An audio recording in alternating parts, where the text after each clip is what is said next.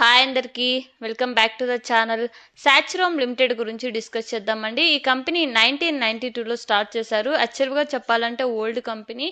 And వీళ్ళేంటంటే మెయిన్గా fragrances and ఫ్లేవర్స్ని manufacturing చేసి బిజినెస్ టు బిజినెస్ ఎక్స్పోర్ట్ చేస్తుంటారండి. అండ్ మెయిన్గా ఈ ఫ్రాగ్రెన్సెస్ వచ్చేసి డైలీ ప్రోడక్ట్స్ ఏవైతే ఉంటాయో లైక్ పర్ఫ్యూమ్స్ కావచ్చు, personal care items like lotions, body hair care and fabric, baby care, pet care, ఇలా డిఫరెంట్ కైండ్ ఆఫ్ ప్రోడక్ట్స్లో ఎక్కువగా యూస్ చేస్తుంటారు. అండ్ ఫ్లేవర్స్ వచ్చేసి ఈ మీట్ ప్రొడక్షన్కి సంబంధించిన డ్రై ఫ్లేవర్ మిక్సెస్లో కానీ లేదా డైరీ ప్రోడక్ట్స్, బీవరేజెస్, బేకరీస్, ఇలా డిఫరెంట్ కైండ్ ఆఫ్ ప్రోడక్ట్స్లోకి ఫ్లేవర్స్ అయితే యూస్ చేస్తుంటారు. అండ్ దీంతో పాటు వీళ్ళు మెయిన్గా ఈ middle east especially in UAE and ఆఫ్రికాకి ఎక్కువ వీళ్ళ ప్రోడక్ట్ని ఎక్స్పోర్ట్ చేస్తున్నట్టు చెప్తున్నారు. అండ్ అంతేకాదు విత్ ఇన్ ఇండియాలోనే మేజర్ కంపెనీస్కి వీళ్ళ ప్రోడక్ట్ని ఎక్స్పోర్ట్ చేస్తున్నట్టు కూడా చెప్తున్నారండి.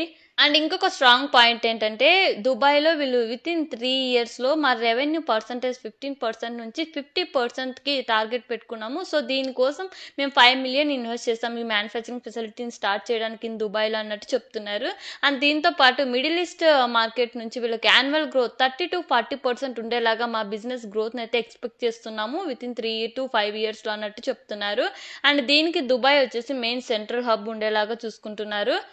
అండ్ ఈ కంపెనీలో ఓవరాల్గా 153 ఎంప్లాయీస్ ఉన్నారండి. అండ్ దీంతో పాటు ఈ ఐపీఓని హ్యాండిల్ చేస్తున్న లీడ్ మేనేజర్స్ వచ్చేసి జీవైఆర్ క్యాపిటల్ అడ్వైజర్స్ ప్రైవేట్ లిమిటెడ్. వీళ్ళు కూడా well experienced lead managers. And దీంతో పాటు వీళ్ళు ఇప్పటిదాకా 2025లో 3 SME ఐపీఓస్ తీసుకొస్తే అందులో 67% సక్సెస్ రేట్ ఉన్నట్టు చెప్తున్నారు. సో ఇది చూసినట్లయితే మనకు క్వైట్ ఇంప్రెసివ్గా కనపడుతుంది. Coming to the financial data అండి, 2023లో 70 crores ఉంటే వీళ్ళ రెవెన్యూ 25కి 108 crores పైగా ఇంక్రీజ్ అయింది. అండ్ ప్రాఫిట్ ఆఫ్టర్ ట్యాక్స్ చూసినట్లయితే 5 crores ఉంటే 23లో 25కి 15 crores పైగా అయితే రీచ్ అయింది. అండ్ దీంతో పాటు అసెట్స్ ఇంక్రీజ్ అయ్యాయి, నెట్వర్త్ కూడా ఇంక్రీజ్ అయింది. సో ఓవరాల్గా చెప్పాలంటే టోటల్ రెవెన్యూలో 10% అయితే ఇంక్రీజ్ అయిందండి. ప్రాఫిట్లో 12% పైగా అయితే ఇంక్రీజ్ అయింది. దీన్ని బట్టి చూస్తే ఆపరేషనల్ ఎఫిషియన్సీ అనేది ఇంప్రూవ్ అయింది.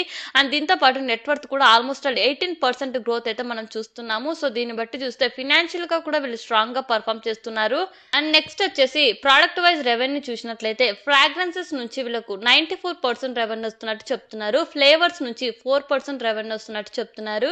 టాప్ 5 కస్టమర్స్ నుంచి 49%, టాప్ 10 కస్టమర్స్ నుంచి 58% రెవెన్యూ వస్తుంటే డొమెస్టిక్ సేల్స్ నుంచి వీళ్ళకు 92% రెవెన్యూ వస్తుంది. ఎక్స్పోర్ట్ సేల్స్ నుంచి 7% రెవెన్యూ వస్తున్నట్టు చెప్తున్నారు.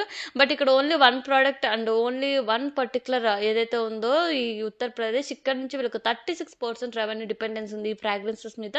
సో ఆ పర్టికులర్ స్టేట్ నుంచి వీళ్ళకి ఆర్డర్స్ రాకపోయినా కూడా ఎక్కువగా బిజినెస్కి ఇంపాక్ట్ పడే అవకాశం ఉంటుంది ఇన్ ఫ్యూచర్లో.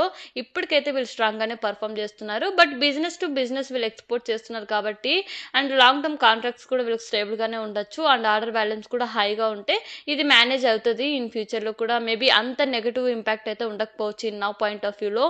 Coming to the IPO details, June 9th open అయ్యి June 11th క్లోజ్ అవుతుంది. ఫేస్ వాల్యూ వచ్చేసి 10 per share అండి. ప్రైస్ బ్యాండ్ వచ్చేసి 96 to 102 per share. Lot size వచ్చేసి 1200 shares అండి. ఐపీఓ ద్వారా వీళ్ళు 61 crores అయితే రైజ్ చేస్తున్నారు.